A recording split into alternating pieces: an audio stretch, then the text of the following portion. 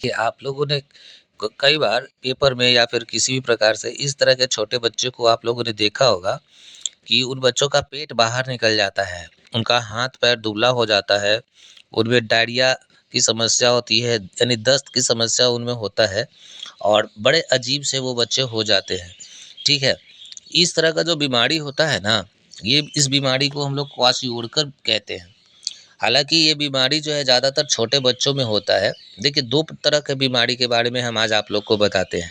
एक है मरस्मस, ये बीमारी जो है कुछ महीने से लेकर के यानी बच्चा जब जन्म लेता है, तो उस समय से लेकर 1 साल तक के बच्चों में ये बीमारी होता है मरासमस का बीमारी।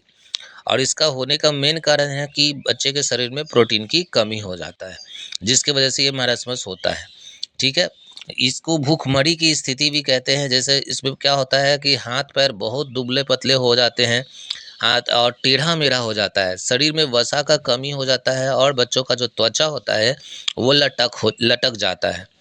इस बीमारी को गरीबी और अशिक्षा का बीमारी भी कहते हैं, क्योंकि ये तो वैसे ही होता है, ज्ञान की कमी के कारण ही होता है, अशिक्षा के कमी के ही कारण होता है कि बच्चों में प्रोटीन का कमी हो जाता है। कुछ समय में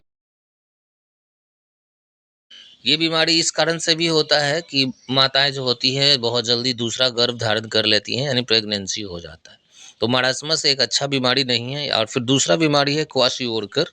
1 से 4 साल तक के बच्चों में ये भी होता है और इसमें भी वही लक्षण दिखता है, पेट बाहर आ जाता है, हाथ-पैर दुबले हो जाते हैं, डायरिया होने लगता है बच्चों को।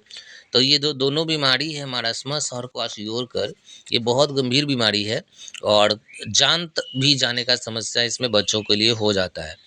तो इस बीमारी को होने का मेन कारण है प्रोटीन की कमी। इसलिए जब बच्चे छोटे होते हैं या फिर बड़े लोगों को भी प्रोटीन हमेशा नियमित मात्रा में लेना चाहिए।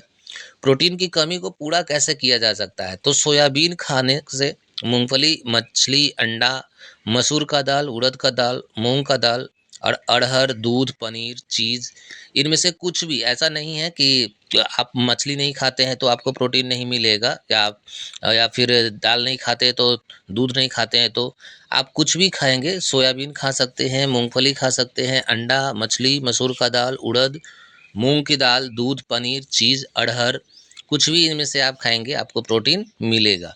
इसलिए कोशिश करिए कि अपने आहार में इन चीज़ों को शामिल करें, ठीक है?